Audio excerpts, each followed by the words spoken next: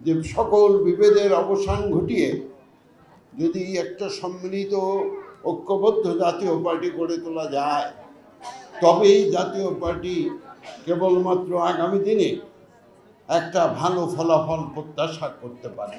আমার একটা কথা আজকে এখানে মনে পড়ে, 2010 সালের দিকে একটা টক শো অনুষ্ঠানে আমি এবং জিএম কাদের দুইজনেই উপস্থিত ছিলাম।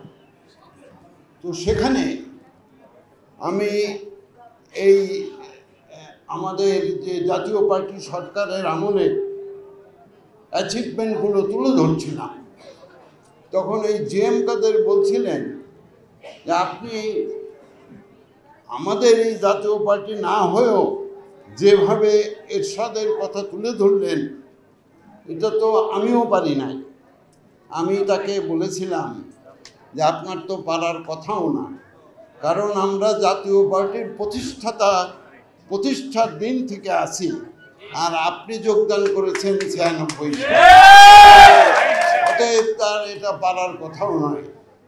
আজকে এই মঞ্চ থেকে আমাদের পল্লীবন্ধু এরশাদের মৃত্যু দিবসেও আমি তার প্রতি আহ্বান জানাবো যে সকল বিভেদের অবসান ঘটিয়ে যদি একটা সম্মিলিত ঐক্যবদ্ধ জাতীয় পার্টি গড়ে তোলা যায়, তবেই জাতীয় পার্টি কেবলমাত্র আগামী দিনে একটা ভালো ফলাফল প্রত্যাশা করতে পারে। আপনি বিভেদ ভুলে যান এবং ঐক্যের প্রক্রিয়ায় সামিল হন। আমি হোসেন মোহাম্মদ এরশাদের আমলে 7 বছর মন্ত্রী ছিলাম। এই ঢাকা শহরের যে কোনো দিকে তাকাই, আমি হোসেন মোহাম্মদ এরশাদের যে কর্মগুলো আমার মাধ্যমে হয়েছিল তার স্বাক্ষর পাই। আজকে এই প্রগতি সরণি, বিজয় সরণি, পান্থপথ, রোকেয়া সরণি, নর্থ সাউথ রোড, এগুলো সবই তার আমলে করা। আজকে যদি সারা বাংলাদেশের 460টি উপজেলা, এই উপজেলা কনসেপ্ট রাজনীতিতে বিকেন্দ্রীয়করণের যে কথা আজকে বলা হয়, সেটা তিনি কার্যকর করেছিলেন। এবং আজকে আমি এই ঐক্যমত্য কমিশনকেও ধন্যবাদ জানাই।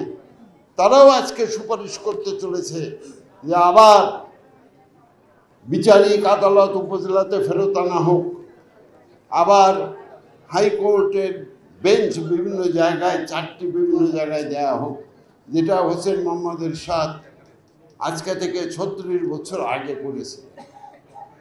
তো আমি এটুকু বলতে চাই যে হোসেন মোহাম্মদ এরশাদের আমলে শিক্ষাক্ষেত্রে একটা বিপ্লব সাধিত হয়েছিল। এই যে সায়েন্স অ্যান্ড টেকনোলজি ইউনিভার্সিটি, এটা ওই সময়ই প্রথম শুরু হয় শাহজালাল সিলেটে এবং পরবর্তীকালে খুলনায় এই বিশ্ববিদ্যালয় দিয়ে।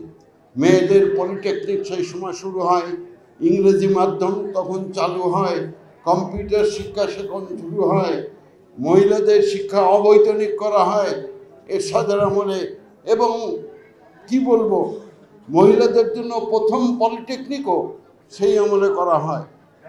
আমরা যদি সেই আমলের শুধু আমার সময়ে যেটুকু আমি মন্ত্রণালয় ছিলাম, সেই কাজগুলো বলতে গেলে অনেক সময় লাগে, আমি সেই সময় নিব না।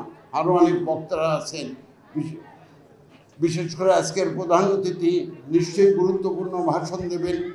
আমি শুধু এই কথাটুকু বলতে চাই যে এরশাদকে হারিয়ে দেশ একটা বিরাট সম্পদকে হারিয়েছে। প্রখ্যাত গ্রিক দার্শনিক সক্রেটিস, তিনি হেমলক বিষ পান করে যখন মারা যান, তখন তিনি তার যারা শাস্তিদাতা তাদের বলেছিলেন, I am to die, you are to live, only God knows which one is better. আজকে এরশাদ চলে যাওয়ার পর আমরা বলতে পারি হোসেন মোহাম্মদ এরশাদের মৃত্যুতে আমরা বিশাল কিছু হারিয়ে ফেলেছি। এবং আজ দেশ রাজনীতি এবং প্রশাসনিক ক্ষেত্রে এক বিরাট দৈন্যতার সম্মুখীন হয়েছে। আমি আবারও তার রুহের মাগফিরাত কামনা করি, তাকে আল্লাহ পাক জান্নাতবাসী করুক সেটা কামনা করি, এবং এই কথা বলে শেষ করি যে আল্লাহ যেন তাকে জান্নাতুল ফেরদৌস নসিব করেন।